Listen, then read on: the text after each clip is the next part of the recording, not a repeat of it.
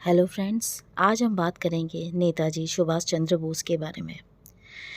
उनका जन्म 23 जनवरी 1897 को कटक उड़ीसा में हुआ था और 18 अगस्त 1945 को एक विमान दुर्घटना में जलने से घायल होने के बाद ताइवान के एक अस्पताल में उनकी मृत्यु हुई।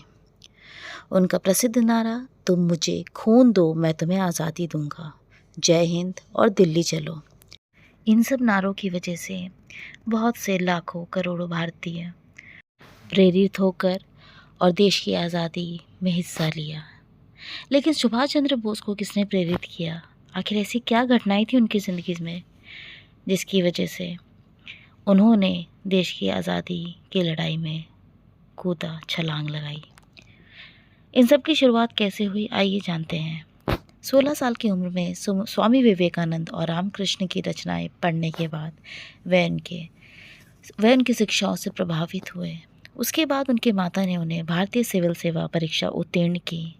लेकिन अप्रैल 1921 में भारत में राष्ट्रवादी उथल पुथल के बारे में सुनने के बाद उन्होंने अपनी उम्मीदवारी से इस्तीफा दे दिया और भारत वापस आ गए। ज़रा सोचिए, हम में से कितने भारतीय युवक ऐसा करते होंगे जैसा सुभाष चंद्र बोस ने किया।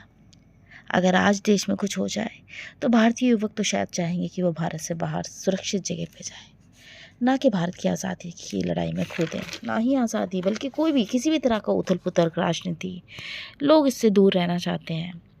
लेकिन अपने इतने अच्छे मौके को उन्होंने गंवा के अपनी इच्छा से वह भारत आए और भारत की आज़ादी में एक बहुत बड़ा भूमिका अदा किया। सुभाष चंद्र बोस बचपन से ही बहुत संवेदनशील रहे हैं। ऐसा नहीं है कि अचानक से ही उनमें भक्ति भावना आई या उनका दिल इतना विशाल रहा है। वो बचपन से ही बहुत ही अच्छे प्रवृत्ति के मनुष्य रहे हैं।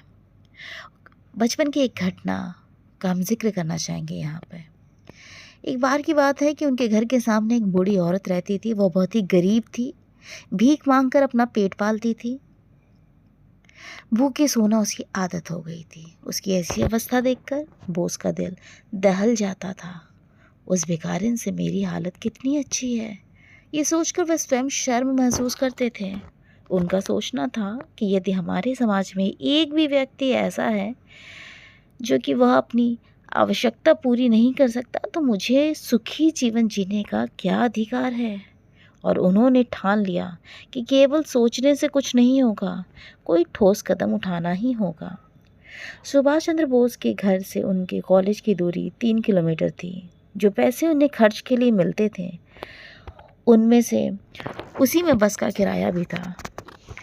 उन्होंने उस बस के किराए का हिस्सा उस बूढ़ी औरत की मदद के लिए रख लिया और वो पैदल कॉलेज जाने लगे और किराए के बचे हुए पैसे वो बूढ़ी औरत को देने लगे।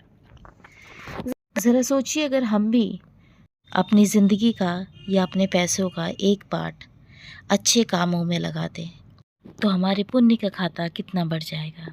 अगर इस कहानी से आप मोटिवेट हुए और आपको कुछ भी इस कहानी में अच्छी बात लगी हो तो मेरे चैनल को लाइक, सब्सक्राइब और शेयर ज़रूर कीजिए।